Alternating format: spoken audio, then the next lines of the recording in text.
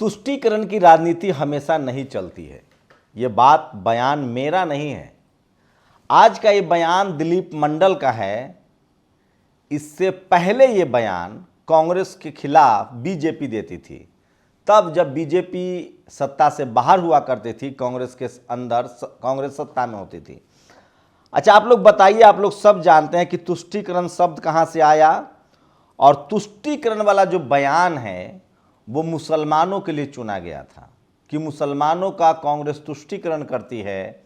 सपा ने तुष्टीकरण किया, बीएसपी ने तुष्टीकरण किया, आरजेडी तुष्टीकरण कर रही है, और वहाँ से खेल बाहर होते गए और हिंदू एकजुट होता गया। बीजेपी सत्ता में आई, राज्य पर राज्य जीतने लगी, 2014 में भी, 2019 में भी। अब यही तुष्टीकरण, सत्ता का तुष्टीकरण बीजेपी को हराने लगा है। लेकिन आपको जानकर हैरानी होगी कि अब जो सत्ता का तुष्टीकरण है वो किसका हो रहा है। आप लोग बताइए, बीजेपी में सत्ता का तुष्टीकरण किसका हो रहा है। ये खबर देखिए, कर्नाटक स्टेट ब्राह्मण डेवलपमेंट बोर्ड, ये बीजेपी ने बनाया है। मध्य प्रदेश में ब्राह्मण समाज के पुजारियों को 60,000 रुपये सालाना मिलेगा, वही किसानों को 2,000 रुपये। ये किसका तुष्टीकरण है। मैं फिर कह रहा हूं, कर्नाटक के जो नतीजे हैं, हिमाचल के जो नतीजे हैं, बीजेपी से अब लगातार शेड्यूल कास्ट, जिसको हिंदू कहकर लाया गया था, मुस्लिम तुष्टीकरण के लिए के खिलाफ लाया गया था, शेड्यूल ट्राइब, जिनको मुसलमानों के खिलाफ हिंदू बनाकर लाया गया था, और उसमें भी सबसे बड़ी जाति ओबीसी, जिसको सबसे बड़ा हथियार बनाया गया। बजरंग दल बनाया किसने? विनय कटियार ने। राम मंदिर का आंदोलन चलाया किसने? उमा भारती कल्याण सिंह ने, विनय कटियार ने। उसी ओबीसी का तुष्टि किस तरह से इग्नोर किया गया। आप सोचिए, इस देश में आज क्या चल रहा है, किस तरह से ब्राह्मणवादी, मनुवादी, जो मोदी के खिलाफ सड़कों पर नाटक कर रहे हैं। इकोनॉमिक वीकर सेक्शन लेके आई है सरकार। इकोनॉमिक वीकर सेक्शन में जो गरीब सवर्ण हैं, उसमें उनके बच्चों को नौकरियां नहीं मिल रही है। किनको नौकरियां मिल रही है, किस जाति को, आप पता कीजिए। और कौन लोग ओबीसी की जातियों का इनकाउंटर करवा रहे हैं, वो मनुवादी हैं। कौन लोग दलितों पर हमले कर रहे हैं, कौन लोग पिछड़ों को मार रहे हैं। कॉलेज यूनिवर्सिटी की नौकरियां खाई जा रही है, दिल्ली में भर्ती निकलती है, यूपी में भर्ती निकलती है। इकोनॉमिक वीकर सेक्शन में एक जाति विशेष के नौकरी मिलती है। तमाम हिंदू, एससी, एसटी, ओबीसी को दरकिनार किया जा रहा है। इसी वजह से बीजेपी हार रही है, और जो संघी मनुवादी हैं, जातिवादी हैं, ब्राह्मणवादी हैं, वो बीजेपी के पीछे पड़ गया है, वो मोदी के पीछे पड़ गया है। अगर अभी भी मौका है बीजेपी के पास, जाति जनगणना करवाइए। जिस तरह से आपने बिहार में एक ओबीसी चेहरा को अध्यक्ष बनाया है, आपको मुख्यमंत्री घोषित करना पड़ेगा। दलितों को, पिछड़ों को, आदिवासियों को जगह देनी पड़ेगी। क्या हुआ है 2014 से? तुष्टीकरण की राजनीति हो रही है, ब्राह्मण तुष्टीकरण की। Media, judiciary, college university, bureaucracy, business, हर जगह पर ब्राह्मण समाज के लोगों को डाला जा रहा है।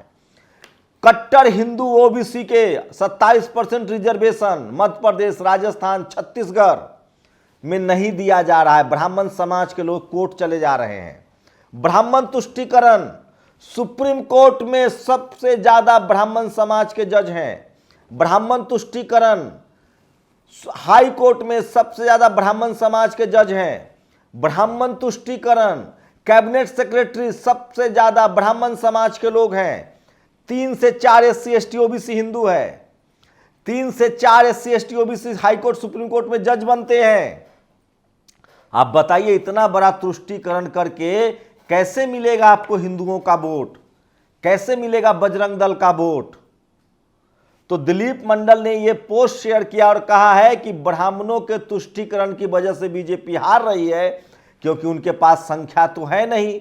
ज्यादा से ज्यादा 4% वोट मिलेगा। उस चक्कर में जाट, पटेल, मराठा, गुर्जर, राजपूत तक का वोट खत्म हो रहा है बीजेपी से। मैं फिर कह रहा हूं, मैं बीजेपी का असली शुभचिंतक पत्रकार हूं जो उसको सही से वाकिफ करा रहा हूं। सोचिए किस तरह से मुस्लिम तुष्टीकरण के नाम पर बीजेपी आई थी कि कांग्रेस मुस्लिम तुष्टीकरण कर रही है। कि आपको नहीं लगता है कि पिछले 10 साल में फिर से मनुवाद को हावी होने दिया जा रहा है, जातिवाद ब्राह्मणवाद हावी हो रहा है। एससी एसटी ओबीसी क्यों नाराज है कांग्रेस बीजेपी से? क्योंकि 27% रिजर्वेशन, झारखंड में 27% रिजर्वेशन की बात हुई, कौन गया हाई कोर्ट में? किसने रोक लगा रखी है? छत्तीसगढ़ में 27% रिजर्वेशन पर किसने रोक लगा रखी है? राजस्थान में किसने रोक लगा रखी है? और जाति जनगणना पर हाई कोर्ट में कौन रोक लगा रहा है? तो आप ओबीसी की बात नहीं करेंगे, आप उनको हिंदू भी कहेंगे, बजरंग दल बनाने वाला ओबीसी, आप उसको नौकरी नहीं देंगे, उसके बच्चे को बेरोजगार करेंगे, नौकरी देंगे आप सिर्फ सवर्णों में ब्राह्मण समाज को, और वोट चाहिए सारा हिंदू को, तो ये तो नहीं चलेगा। सेंट्रल यूनिवर्सिटी में सारे वाइस चांसलर किसके हैं? मोदी जी। टॉप 10 मंत्री कौन है? मोदी जी। फाइनेंस मिनिस्टर ब्राह्मण समाज से। आप सोचिए कैसे चलेगा? रेल मंत्री ब्राह्मण समाज से, जहां कभी रामविलास पासवान, कभी लालू यादव हुआ करते थे। तो ये सिर्फ ब्राह्मण समाज का तुष्टीकरण करके आप सारे हिंदुओं का वोट नहीं ले पाएंगे, और यही कर्नाटक में दिख रहा है। कर्नाटक में मेरी मत सुनिए, ये मीडिया वाले बहुत बेईमान और भ्रष्ट होते हैं, लेकिन वो डेटा देते हैं। मैं चाहता हूं, अमित मालवीय भी आपको गुमराह कर रहा है। तो किस तरह से लगातार ब्राह्मण तुष्टीकरण बीजेपी में हो रहा है और मनुवाद हावी हो रहा है, किस तरह से लगातार ओबीसी हिंदुओं को मारा जा रहा है, इनकाउंटर हो रहा है, दलित हिंदुओं को मारा जा रहा है, आदिवासी हिंदुओं को मारा जा रहा है, पिछड़े हिंदुओं को मारा जा रहा है, यहां तक कि किसान हिंदू सुरक्षित नहीं है। जाट समाज की बच्ची जंतर मंतर पर धरना दे रही है। मराठाओं का नगर निकाय में आपने आरक्षण रोक दिया, मराठाओं को आरक्षण नहीं मिल रहा है, जाटों को आरक्षण नहीं मिल रहा है, गुर्जरों को आरक्षण नहीं मिल रहा है। तो ये तमाम जो वजह है, इस वजह से बीजेपी सत्ता से बाहर हो रही है। और एक नतीजा देखिए, सोचिए, ये जो ब्राह्मण तुष्टीकरण का खेल चल रहा है, उसमें इन मनुवादी मीडिया वालों की करतूत देखिए। शेड्यूल ट्राइब, मैं नहीं कह रहा हूं, शेड्यूल ट्राइब ने 44%, शेड्यूल कास्ट ने 60%, कुर्बा ने 63%, मुस्लिम ने 88%, बोकालिंगा ने 24% और लिंगायत ने 20%। आप बताइए, और ओबीसी ने 31% कांग्रेस को वोट दिया है। ये कह रहा है ये आज तक वाला। इनसे पूछिए, इन मनुवादियों से, कि ब्राह्मण समाज ने किसको वोट दिया, ये बताओ। सबकी बता दिया गया, ब्राह्मण समाज किसको वोट दे रहा है वो बताइए आप।